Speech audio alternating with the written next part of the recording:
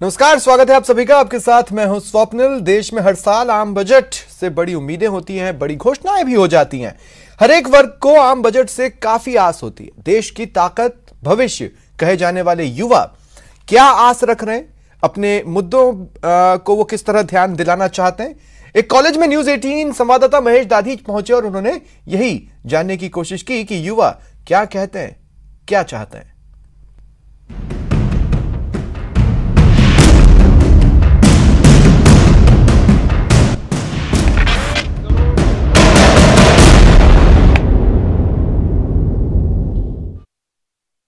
दोस्तों, 1 फरवरी को देश का आम बजट पेश होने वाला है।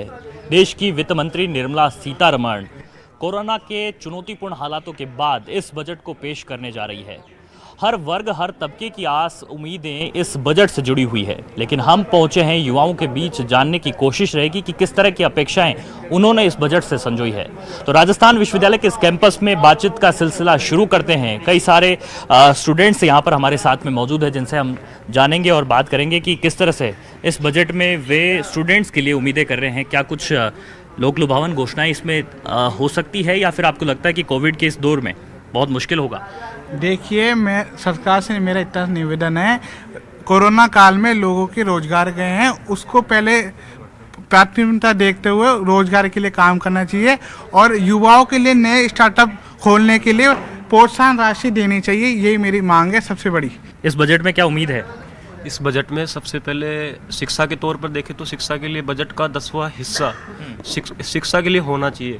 उसके अंदर उच्च शिक्षा में अपन देख सकते हैं कि कई छात्रों की अभी JRF और कई छात्रवृत्तियां रुकी हुई है, तो उनको हाल ही में बदहाल करके उनको सहायता दे।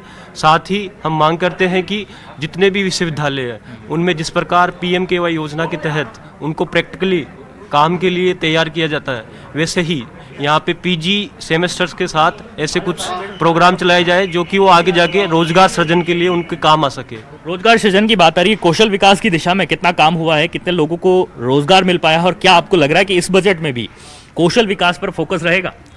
जी, अभी तक वैसे सही है, लेकिन सरकार को शिक्षा के तौर पे ज़्यादा ध्यान देना चाहिए, क्योंकि एक राष्ट्र के नवीनीकरण के लिए शिक्षा का बहुत महत्वपूर्ण योगदान है। क्योंकि शिक्षा एक ऐसी व्यवस्था है जो स्टूडेंट को एक अलग साँचे में डालती है। तो स्कूल शिक्षा के बेहतरीकरण के लिए क्या लगता है आपको कि जो देश का बजट है वो पर्याप्त है, या फिर इसमें बढ़ोतरी की उम्मीद, अपेक्षा है? फिलहाल का बजट देखते हुए बहुत कम है। अभी शिक्षा के लिए जो बजट है वो टोटल बजट का 10% हिस्सा यदि किया जाए तो पर्याप्त रहेगा।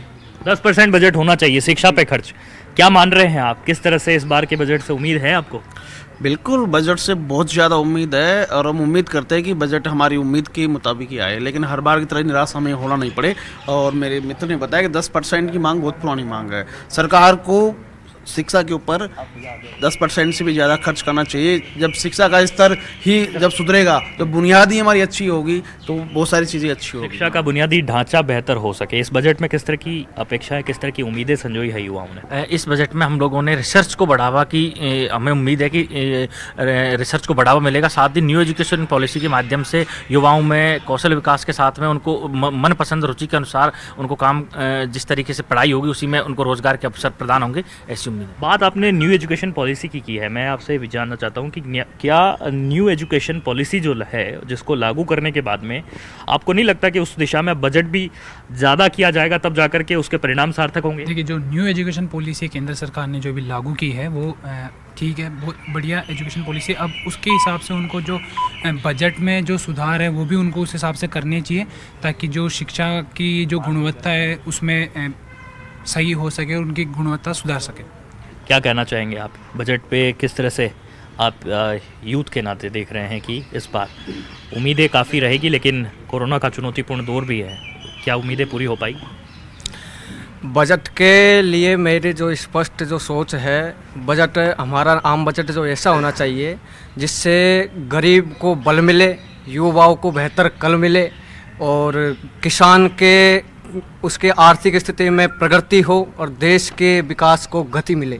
वाह, बहुत अच्छी बात कही है कि गरीब को और युवाओं को एक अच्छे कल के लिए बजट और केंद्र सरकार की तरफ जरूर देखना होता है। उम्मीदें भी कई बार होती है, जो उम्मीदें होती हैं क्या बजट पे पूरी हो पाती है, उन पर पूरा काम हो पाता है? बजट की घोषणाएं बहुत होती है। देखो, जब बजट आता है हर साल हर वर्ग को इससे पूरी आस रहती है कि हमारे लिए भी कुछ आएगा। मैं कहना चाहूँगा, मैं एक छात्र होने ये कहना चाहूँगा कि छात्रों के लिए शिक्षा की बात की जा रही है, तो शिक्षा के 10% के लिए आप सबने कहा, मैं कहूँगा उच्च अध्ययन के लिए जो बाहर जो विद्यार्थी जाते हैं उनके लिए भी कुछ ऐसा होना चाहिए जो कि हम सरकार से उम्मीद करते हैं। सरकार से उम्मीद कर रहे हैं कि बजट में काफ़ी कुछ बेहतरी मिल सके। इस बार शिक्षा और कौशल विकास की दिशा में भी बात की है, युवाओं ने रोज़गार की बात की है। किस मुद्दों की तरफ आप ध्यान दिलाना चाह रहे हैं? मैं तो ये ध्यान दिलाना चाहूँगा कि इस बार कोविड-19 की वजह से जो पूरे देश के हालात हुए हैं, खासकर जो निम्न वर्ग है, मजदूर वर्ग है, शिक्षा में जो हालात हुए हैं, बेरोजगारी बढ़ी है, प्राइवेट कंपनियां बंद हुई है, छोटे उद्योग धंधे बंद हुए हैं, उनकी सहायता के लिए इस बार बजट में कुछ प्रावधान करने चाहिए। जो निम्न वर्ग से जो मजदूर आते हैं उनके लिए कुछ ना कुछ सहायता प्रदान करनी चाहिए। और जो शिक्षा है, इसके लिए जो नई शिक्षा नीति आई है उसमें काफ़ी कुछ ऐसे नए सब्जेक्ट जोड़े हैं, नए पॉलिसी लाई है, तो उनमें काफ़ी कुछ खर्चा होगा, उस अकॉर्डिंग ज़्यादा खर्चा शिक्षा में करना चाहिए। पिछले बजट में भी जो काफ़ी घोषणाएं रही लेकिन कोविड के चलते पूरी नहीं हो पाई, अब आपको लगता है कि पिछली घोषणाओं को भी कहीं ना कहीं आगे ले जाना पड़ेगा? बिल्कुल ज़रूर। देखिए, अगर अपन बात करें शिक्षा की, तो शिक्षा के क्षेत्र में एक ऐसा है कि जहाँ से हर चीज़ें अपन चीज़ें करना चाहिए वो हर चीज़ें वहाँ से डेवलप होती हैं। तो मैं तो यही कहूँगा कि हम जैसे स्टूडेंट होते हैं तो इनके लिए नई नई पॉलिसियाँ जो ला रही है सरकार, तो इन पर बहुत काफ़ी ज़्यादा सुधार करने की ज़रूरत है और होनी चाहिए। पॉलिसी में सुधार, आप पीछे बेटे मैं आपसे बात करना चाहूँगा, किस तरह से किन पॉलिसी में सुधार की ज़रूरत आप महसूस करते हैं कि बजट में जो घोषणाएँ हों, पॉलिसी जो लाई जाए, उन पर पूरी तरह से फोकस किया जाए? जब लॉकडाउन हुआ है उससे व्यापार बहुत घटा है, इसे रोजगार नहीं मिल पा रहा है। ज़्यादा से ज़्यादा व्यापार बढ़ाया जाए और रोजगार दिलाया जाए। रोजगार, व्यापार, उद्योग धंधा चौपट हुआ है, लेकिन मैं आपसे ये जानना चाह रहा हूँ कि किस तरह से स्टूडेंट्स अपेक्षा कर रहे हैं। क्या आपको लगता है कि जो बजट में जिस तरह से कहीं ना कहीं जो ऋण की बात की जाती है, जो एजुकेशन लोन होता है, उसमें ब्याज दर घटाए जाने की बात भी जो है युवाओं ने कही है, लेकिन क्या पूरी हो पाई है वो? देखिए, कहीं ना कहीं लगता है इस जो योजनाएं लागू की वो पूरी नहीं हो पाई। सबसे बड़ा कारण है शिक्षा और चिकित्सा। आप लोग देखिए, वर्तमान में कोरोना के हालात देखें अपने, उसमें पता लगा कि जो एजुकेशन की जो सिस्टम है वो एकदम डगमगा गया। सारी चीज़ें में अपन देखेंगे 4.6 अभी वर्तमान में जीडीपी का जो कि एजुकेशन में खर्च कर रहा है सरकार, उसको मेरा हिसाब से मानना चाहिए कि 10% कम से कम इसको जीडीपी का ले जाना चाहिए, क्योंकि वर्तमान में जीडीपी ही जो एजुकेशन सिस्टम है वह सुधार सकती है। जीडीपी को बढ़ाना चाहिए। शिक्षा और चिकित्सा जो एक अलग स्ट्रीम कह सकता हूँ, इसको अलग बजट कह सकता हूँ, जिसको कि लागू करना चाहिए, सरकार को बढ़ाना चाहिए। देश का बजट आ रहा है, किस तरह से इस बजट से उम्मीदें, अपेक्षाएं हैं युवाओं को? देखिए, देश में सबसे ज़्यादा बजट की जो मतलब उम्मीद रहती है वो रहती है युवाओं को, क्योंकि युवाओं के लिए कहा जाता है कि युवा एक देश का भविष्य होता है। तो युवाओं के लिए रोजगार कैसे स्थापित हो, चाहे वो स्किल के माध्यम से हो, चाहे वो प्राइवेट सेक्टर के माध्यम से हो, चाहे वो स्वरोजगार के माध्यम से स्थापित हो, चाहे युवाओं को ज़्यादा से ज़्यादा रोजगार कैसे उपलब्ध हो, ताकि केंद्र सरकार कैसे बजट जारी करे। युवाओं का देश है हिंदुस्तान और युवाओं के लिए घोषणाएं जरूर होनी चाहिए और वो घोषणाएं पूरी भी होनी चाहिए। क्या किस तरह की अपेक्षाएं हैं इस बार के बजट से? हमारी अपेक्षाएं सबसे बड़ी इस बार के बजट में ये है कि इस बार का जो बजट आया उसमें युवाओं के लिए पढ़ाई के लिए जो बजट हो उसका 10वां हिस्सा पढ़ाई के लिए होना चाहिए। और देखिए, बजट में घोषणा होना एक अलग बात होता है और उसका क्रियान्वयन कितना हो सकता है। इस साल का जो देखा जाए तो कोविड आ गया, कोविड के चक्कर में जो पिछले साल का बजट आया था उसका बहुत ही कम क्रियान्वयन हुआ है। तो हम चाहते हैं कि युवाओं की जो पिछले साल जो बजट नहीं मिल पाया उसको इस बार बढ़ाकर दिया जाए। बिल्कुल, बहुत ठीक बात कही आपने कि पिछले जो बजट में जो नुकसान हुआ है कहीं ना कहीं उसे आगे भी जो है पूरा करना पड़ेगा। कहीं ना कहीं ये बड़ी चुनौती मानते हैं हम। देखिए, जब भी बजट बनाया जाता है तो जो बजट बनाने वाले वहाँ जिम्मेदार और अधिकारी लोग हैं वो बहुत सोच समझ के बजट बनाते हैं, लेकिन मैं फिर भी आपके माध्यम से ये बताना चाहूँगा कि जब भी बजट बनाया जाए उसमें युवाओं का ध्यान रखा जाए, रोजगार का ध्यान रखा जाए, उसी के साथ में शिक्षा के लिए नई शिक्षा नीति में जिस प्रकार से इन्होंने नए इम्प्लीमेंट करे हैं उस हिसाब से उस शिक्षा नीति को धरातल पर लागू करने के लिए बजट का 10वां हिस्सा सिर्फ और सिर्फ शिक्षा पे खर्च किया जाए। एक बजट के जो भी इनका अनुमानित राशि हो उसमें से 10वां हिस्सा शिक्षा पे खर्च करें और उसी के साथ कैसे कैसे अधिक से अधिक रोजगार दें, यहाँ बात किसानों के हित में भी उनके हित में कैसे बजट क्या कार्य कर सकता है और बेरोजगारी को कैसे इंडिया से दूर किया जाए और वापस से कैसे जीडीपी को ग्रोथ करते हुए एक अच्छा सा भारत बनाया जाए, इस प्रकार से बजट इनको जारी करना चाहिए। जो इस बार का जो बजट रहेगा बेहद चुनौतीपूर्ण हालात में यह बजट आने वाला, लेकिन फिर भी किस तरह से उम्मीदें हैं कि हर वर्ग को राहत मिले? इस बार जैसे मैं बताना चाहता हूँ, आपने युवाओं की बात की, जो शिक्षा की बात की, बेरोजगारी की बात की, तो मैं बताना चाहता हूँ पिछले कई सालों से शिक्षा का क्षेत्र घटता जा रहा है, धीरे धीरे घटता जा रहा है और कोरोना को देखते हुए अभी जीडीपी भी काफ़ी घट गई है। तो मैं बताना चाहूँगा कि अब जो आने वाला है कुछ ही दिनों में हमारे सामने शिक्षा बजट पेश हो रहा है, उसमें मैं शिक्षाओं का, युवाओं और बेरोजगारी को लेकर बताना चाहूँगा कि शिक्षा का जो भी बजट डिक्लेयर होता है उसमें 10% शिक्षा के लिए डिक्लेयर होना चाहिए, क्योंकि बजट बढ़ाने की बात दोबारा से युवा यहाँ कर रहे हैं। मैं आपसे जानना चाहता हूँ, जिस तरह से आज का यूथ है वो नए नए स्टार्टअप कर रहा है, अपने रोजगार अपने काम धंधे खुद लगाना चाहता है, आपको लगता है कि इस दिशा में कुछ पर्याप्त बजट घोषणाएं हुई है या फिर इसे लेकर के ध्यान दिया गया है? मेरा मानना है कि जब तक युवाओं को, जब तक उनका कौशल में विकास नहीं किया जाएगा तब तक देश में युवाओं की भीड़ इकट्ठी होती रहेगी। तो सरकार से स्किल इंडिया के माध्यम से स्किल डेवलपमेंट के लिए कुछ प्रोग्राम डेवलप करने चाहिए, जिससे युवाओं को शुरुआती चरणों में ही बेहतर भविष्य की ओर उन्हें भविष्य की ओर जा सके, यही मेरा मानना है। स्टार्टअप को लेकर के क्या लग रहा है आपको कि क्या ध्यान दिया गया है पर्याप्त? आज के कई युवा हैं जो कि अपने अपने नए नए आइडियाज़ से स्टार्टअप की दिशा में आगे बढ़ना चाह रहे हैं, उन्हें एक सपोर्ट मिल पा रहा है? अभी तक ऐसा नहीं हो पाया, लेकिन कोरोना काल में जैसा कि आप सभी को पता है कि हम सब ने मिलकर आपदा को अवसर के रूप में बदला है। तो कुछ चीज़ें जो विदेशों से हमारे देश में आती थी, हमने उसका उत्पादन हमारे देश में किया और हमारे देश के लोगों के लिए वो चीज़ काम में आई। वैक्सीन भी अपने देश में, हमारे वैक्सीन भी हमारे देश में सबसे सर्वश्रेष्ठ मानी गई है। बाकायदा ब्राज़ील के प्रधानमंत्री ने इसकी तारीफ करी है कि हनुमान हमारे लिए संजीवनी लाया। इस प्रकार से हमारे देश में उत्पादन को महत्वता पुराने काल से दी जा रही है। बीच में ये कुछ समय के लिए बिल्कुल ही बंद हो गई थी। तो आगामी शिक्षा बजट हो, चाहे आम आदमी के लिए बजट हो, तो उत्पादन के लिए एक अलग से बजट की घोषणा की जाए। किस प्रकार अब आप उम्मीद कर रहे हैं कि अब आने वाले दिन जो हैं वो बेहतर होंगे और बजट उसी दिशा में आगे बढ़ेगा, कई सेक्टर्स को इससे लाभ मिल सकेगा? देखिए, वैसे तो कोरोना के काल में देश के अंदर बहुत सी विडंबनाएं, समस्याएं युवाओं के लिए, हर व्यक्ति के लिए समस्याएं पैदा हो रही हैं, लेकिन फिर भी मैं कहना चाहूँगा कि आज देश के हर युवा, वैसे युवा इस देश का भविष्य है और युवाओं के ऊपर विशेष ध्यान देकर जो सरकार है वो, हमें उम्मीद है कि पूरी शिक्षा के ऊपर अपना पूरा जो युवाओं पर ध्यान दिया जाएगा और चाहे वो स्किल डेवलपमेंट हो, किस विभिन्न आयामों के माध्यम से युवाओं को रोजगार देने की बात हो, हर क्षेत्र में युवाओं के लिए शिक्षा का जो बजट है वो शायद कामयाब होगा। किस तरह से कामयाब होगा बजट, और शिक्षा के क्षेत्र में जो बजट है वो किस प्रकार से आप पर्याप्त मान रहे हैं? देखो, बजट तो अब आएगा जब अब सबके सामने आएगा वो, लेकिन इसके ऊपर सरकार को ध्यान नहीं देना चाहिए, क्योंकि शिक्षा का बजट सबसे नीचे है स्तर पर। और कौन से क्लास में पढ़ते हैं आप? मैं MA फर्स्ट ईयर। पीजी कर रहे हैं आप, किस तरह से देखते हैं कि अब पीजी के बाद में आप लोग को सबसे बड़े जो चैलेंज है वो रोजगार और कहीं न कहीं आगे अपने एक व्यवसाय, अपना व्यापार, अपने रोजगार, नौकरी की तरफ आपको बढ़ना है, उस भविष्य को लेकर के किस तरह से सिक्योर किया है सरकार ने? क्या इस दिशा में प्रयास किए गए हैं? आपको लगता है प्लेसमेंट की दिशा में कोई काम हुआ है? हाँ, मतलब 5 सालों से इसका स्तर तो काफ़ी ठीक है रोजगार के लिए, लेकिन आने वाले समय में स्टूडेंट तो बढ़ रहे हैं और रोजगार की स्थिति वही है। तो रोजगार को स्टूडेंट तो बढ़ रहे हैं, रोजगार को बढ़ाने के लिए बजट में आगे कुछ नया करना चाहिए। बजट में कुछ नया होते रहना चाहिए। मैं आपसे ये जानना चाह रहा हूँ कि किस तरह से सरकारी नौकरी की जो तैयारी करने वाले युवा हैं, प्रतियोगी परीक्षाओं की तैयारी कर रहे हैं, एक लंबी फहरिस्त भी देखने को मिलती है। जब भी कोई भर्ती आती है, हजारों की तादाद में आवेदन आते हैं, आपको लग रहा है कि कहीं ना कहीं ये रोजगार, बेरोजगारी की जो समस्या है वो उसका हल निकल पा रहा है, या फिर इन बजट में कुछ घोषणाएं ऐसी होनी चाहिए, होते रहना चाहिए जिससे इसका निदान हो? देखिए, ये तो सरकारी आंकड़ों के फेर में बेरोजगार पछता चाह रहा है। बाकी देखा जाए तो शिक्षा एक ऐसा क्षेत्र है जो समाज के हर पहलू को टच करता है, तो कम से कम सरकारों को इस ओर ध्यान देना चाहिए। बजट का एक विशेष हिस्सा शिक्षा को देना चाहिए, और शिक्षा ऐसा बिंदु है जो समाज की हर बीमारी को समाप्त कर सकता है, और शिक्षा के सुधारों के लिए प्रयास करना चाहिए। मैं राजस्थान विश्वविद्यालय का छात्र हूँ। लगातार अपन देखें तो शोध के मामले में यहाँ की रैंकिंग गिरती जा रही है।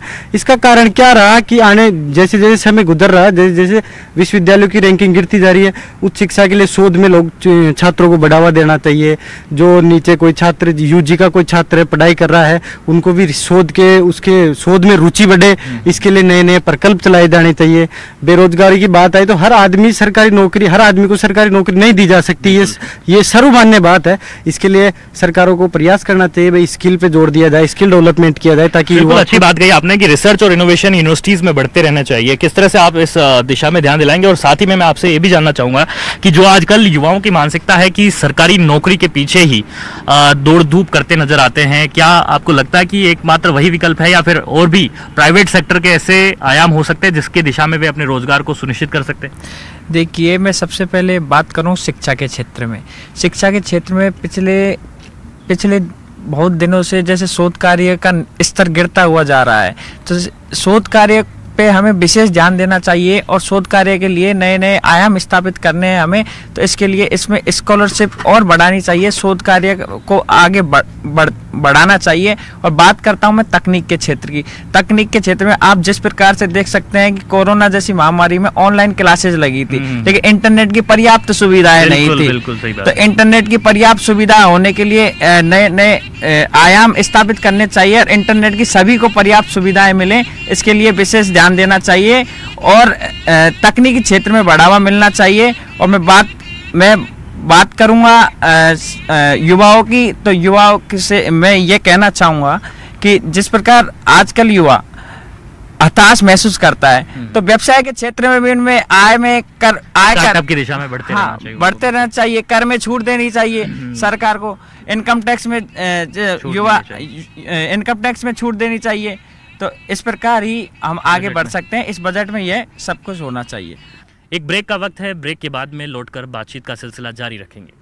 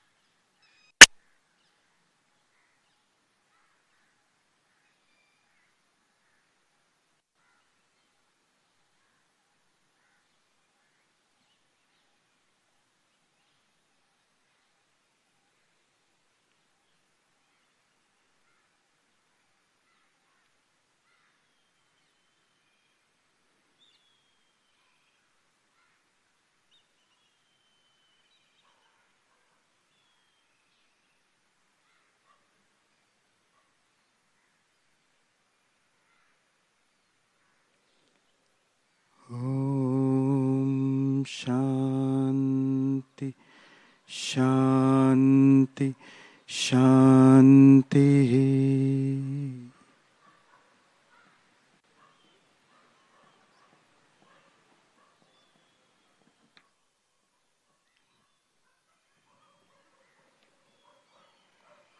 बाकी सभी अतिथियों से अनुरोध है वो अपना स्थान ग्रहण कर ले।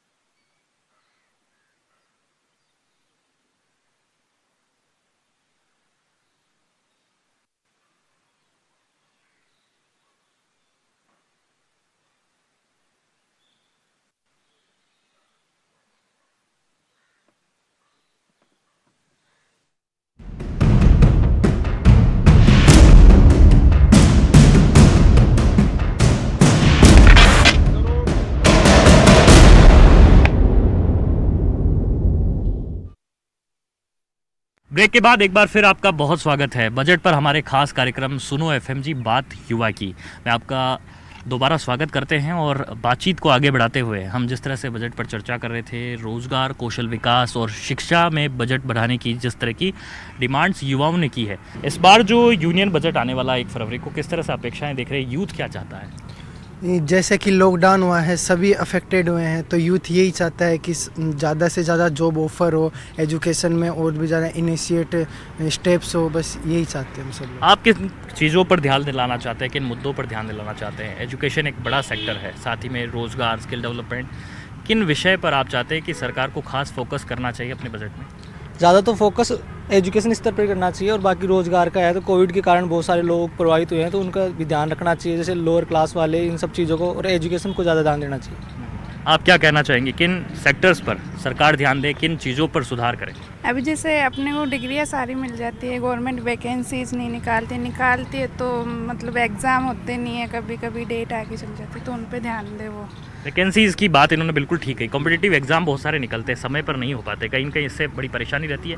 बजट में इसका एक प्रॉपर प्रावधान किया जाए, कोई एक ऐसी व्यवस्था कर दी जाए जिससे कि ये समस्या का समाधान हो जाए। बिल्कुल सही है कि जो कि राजस्थान सरकार में जो वैकेंसी निकलती है उसको वो सही तरीके से सही समय पर हो नहीं पाती है, जिसके कारण बेरोजगार ज़्यादा बढ़ती जा रही है, बेरोजगारी बढ़ती जा रही है, जिससे बहुत सारे युवा बहुत प्रभावित हो रहे हैं। और कोविड अभी जिससे कोविड का चला अभी, तो उसके कारण भी जनता बहुत परेशान है, रोज़गार छीन लिए गए, रोज़गार किसानों पर बहुत बड़ी समस्या आ गई है। और आपको देख रहे हैं वैसे किसानों की इस टाइम पर बहुत बड़ी समस्या है कि तीनों बिलों को लेकर, और अभी दिल्ली में भी लाल किले पर खालसा तिरंगा चलाया गया। इस कारण से देखते हुए बिलों को भी मद्देनजर रखते हुए सही तरीके से बिल निकालने चाहिए और शिक्षा पर अधिक बजट की बात चल रही है और किसानों की बात नहीं हो, कृषि कानूनों की बात नहीं हो, ये भी कैसे हो सकता है? युवा जागरूक है और हर मसले पर अपनी बेबाक राय रखते हैं। लेकिन मैं आपसे ये जानना चाहता हूँ कि किस तरह से स्किल डेवलपमेंट की जो बात सरकार द्वारा कही जाती है, कितना काम हुआ है? क्या स्किल डेवलपमेंट करके युवाओं को रोजगार मिल पाया है? मैं यही कहना चाहती हूँ कि सरकार को इन सभी पे एकदम ध्यान देना चाहिए और एजुकेशन सेक्टर में और अच्छा करना चाहिए, स्कॉलरशिप निकालनी चाहिए ताकि इससे मिडिल क्लास को भी आगे बढ़ने का मौका मिले। और कोविड के कारण मिडिल क्लास भी बहुत प्रभावित हुआ है, सबकी जॉब गई है, और स्किल डेवलपमेंट से यूथ को थोड़ा जॉब मिलने की राह क्लियर होगी उससे। किस तरह से आप देखते हैं कि यहाँ रिसर्च और इनोवेशन पर फोकस किया जा रहा है ठीक तौर पे या फिर नहीं? आपको लगता है कि ऐसे प्रावधान होते रहने चाहिए जिसके कारण उच्च शिक्षा को वाकई में बढ़ावा मिल सके? हाँ सर, ऐसे तो मतलब बहुत सारी कमियाँ हैं, ऐसे तो उन पे तो सुधार। किन चीज़ों पर आप ध्यान दिलाना चाहते हैं? ऐसे मतलब और प्राइवेट में देखते हैं तो उनके मुकाबले तो बहुत ही कमी है यहाँ पे, सुविधा भी और मतलब सही तरीके से यूज़ नहीं हो रहा है, जो काफ़ी सरकार बजट निकालती है उसका सही तरीके से यूज नहीं हो पाता है। जो सरकार बजट निकाल लेती है तो उसके बाद में ये हर विश्वविद्यालय और हर संस्थान में NIT IIT सारे पे हर बजट शिक्षा बजट निकल जाता है, पर बाद में उसे सही तरीके से उसका यूज़ नहीं ले पाते हैं, जिसकी सुविधा है उसको विद्यार्थियों को सही तरीके से मिल नहीं पाती है। इस कारण से उनका प्रयोगशालाओं में और माने कि कैंपस में कुछ भी हो, कुछ कमी, उसकी वजह से बहुत परेशान है छात्र। जी सर, जो अभी जो आम बजट आने वाला है इस पे सभी युवाओं की इसी पे सोच है कि यानी कि युवाओं को बेरोजगारी से छुटकारा मिले, उनके लिए रोज़गार की सुनिश्चित व्यवस्था की जाए उनके लिए, और जितना हो सके कि युवाओं पर ही फोकस करें, क्योंकि देश का युवा ही देश की देश का भविष्य युवा बदल सकता है, युवा अपने देश का भविष्य बदल सकता है। हम एजुकेशन से जुड़े हुए लोग हैं तो हम एजुकेशन अच्छा बजट पेश करें, हम वो एक्सपेक्ट करते हैं। एजुकेशन पे सबसे ज़्यादा इन्वेस्ट होना चाहिए, क्योंकि मुझे लगता है कि इतना ज़्यादा इंडिया के अंदर इन्वेस्ट हो ही नहीं रहा है। गांव में कितने सारे स्टूडेंट मतलब कितने सारे बच्चे जिनको टाइम पे वो जो एजुकेशन है वो मिल नहीं पा रहा है, तो सबसे ज़्यादा जो इन्वेस्टमेंट होना चाहिए वो एजुकेशन पे। स्कूल एजुकेशन की दिशा किस तरह से देखते हैं आप? क्या बीते सालों में देखने को मिला है कि इन पर पर्याप्त ध्यान दिया गया है, बजट मिला है? मुझे लगता ही नहीं है, क्योंकि जो स्कूल में जो टीचर पढ़ाते हैं उनको शायद मतलब वो ढंग से नहीं पढ़ाते हैं, स्टूडेंट को समझ में ही नहीं आता है। ग्रामीण शिक्षा का स्तर सुधरे। हाँ वही जी सुधरे। बिल्कुल। प्लस एजुकेशन ज़्यादा से ज़्यादा सब्सिडाइज होना चाहिए, और जो higher education specially higher education इतना स्ट्रॉन्ग होना चाहिए कि जो विलेजेस से लोग आते हैं या फिर जो इवन सिटी से भी बिलोंग करते हैं वो बाहर पढ़ने ना जाएं। उनका जो लोकल कॉलेजेस हैं वो इतने ज़्यादा उनको एजुकेशन प्रोवाइड करने में, क्वालिटी एजुकेशन प्रोवाइड कर सके कि उनको माइग्रेट ना करना पड़े। देखिए, जब गर्ल से मैं बात कर रहा हूँ तो मैं विमेन सेफ्टी के इशू पे भी बात करना चाहूँगा। किस तरह से आप देखते हैं विमेन सेफ्टी को लेकर के जो पिछले बजट या फिर पिछले जो प्रावधान रहे हैं उसमें फोकस किया गया है, काम हुआ है उस पर? टू सम लेवल हुआ है। Situations are better now, situations सुधर रही हैं, बट जितना एक्सपेक्टेशन होता है हर टाइम, जितना एक्सपेक्टेशन होना चाहिए विमेन सेफ्टी को लेके, एजुकेशन को लेके, उतना हो नहीं रहा है। 2019-20 का जो बजट है उसमें एजुकेशन का जो है उसमें ओनली इट वाज अबाउट 3.4% जो एजुकेशन को अलॉट किया गया, जो बहुत ही कम है। एक एजुकेशन जैसे मेजर सेक्टर के लिए 3.4% बजट का एलोकेशन बहुत कम है। तो वो चीज़ करना चाहिए सेंटर को कि एजुकेशन जो कि मतलब it is the first step. अगर आपको कहीं पे भी जाना है it is the first step. तो अगर एजुकेशन का लेवल इतना कम होगा, बजट अगर बजट बढ़ाया जाता है लेवल भी बढ़ाया जाएगा। न्यू एजुकेशन पॉलिसी से लेकर काफ़ी उम्मीदें हैं, लेट्स सी उनको कितना बजट। विमेन सेफ्टी से मैं आपसे बात करना चाह रहा हूँ, किस तरह से आप देखते हैं कि महिलाओं के आत्मरक्षा के प्रशिक्षण के लिहाज से जो पहले की घोषणाएं हुई थी किस हद तक पूरी हो पाई है, और इस बार किस तरह की उम्मीद कर रहे हैं आपकी इस दिशा में भी कुछ काम होगा? सर, एक तो होता है पॉलिसी फॉर्मुलेशन, वो एक अलग चीज़ है, बट उसका इम्प्लीमेंटेशन ग्राउंड लेवल पे अगर हम देखें तो वो बहुत कम है आज की तारीख में।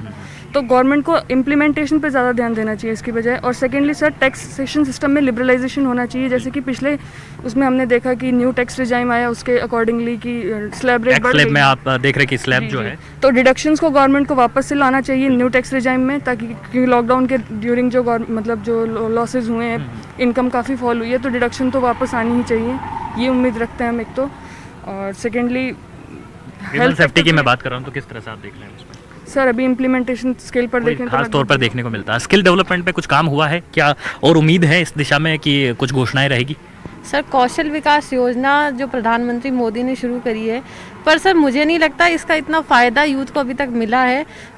जहाँ तक मैं बताती हूँ, जितना मैंने ग्राउंड लेवल पे देखा है, मेरे दोस्त वगैरह इसमें सब इसमें इनरोलमेंट कर लेते हैं, पर कोई जैसे ट्रेनिंग सेंटर में जाता नहीं है। और अब तो इन्होंने ऑनलाइन इसका वो कर दिया है प्रशिक्षण, तो मुझे नहीं लगता इससे कुछ फ़ायदा होगा। इसको अभी और हमें मतलब we have to move more in that direction for its improvement. After Covid किस तरह से लग रहा है कि बड़ी चुनौती है ये बजट जो है, वो बहुत सामान्य सा बजट नहीं है कि मतलब आमतौर पे जो पहले के बजट रहे हैं, तो इस चैलेंज को किस तरह से पार पाना होगा? क्या आपको लग रहा है कि तमाम वर्ग को राहत मिल पाएगी? सर, ऑब्वियसली सभी को उम्मीदें होती हैं जब बजट आता है, तो we can hope for the best, that's all I want to say. तो शिक्षा, चिकित्सा, कृषि, परिवहन, तमाम तरह के जो वर्ग हैं वो हर एक वर्ग को अपनी उम्मीदें हैं बजट से, और किस बजट को किस प्रकार से राहत दी जा सकेगी ये वित्त मंत्री के लिए एक बड़ी चुनौती की बात होगी। लेकिन हर वर्ग की अपेक्षाएं हैं, उम्मीदें हैं, और उम्मीदें कितनी पूरी होगी ये तो खैर बजट के बाद ही पता चल सकेगा। आज हमारे इस खास कार्यक्रम में बस इतना ही। मुझे दीजिए इजाज़त, आप बने रहें न्यूज़ 18 राजस्थान के साथ। फिलहाल इतना ही, नमस्कार।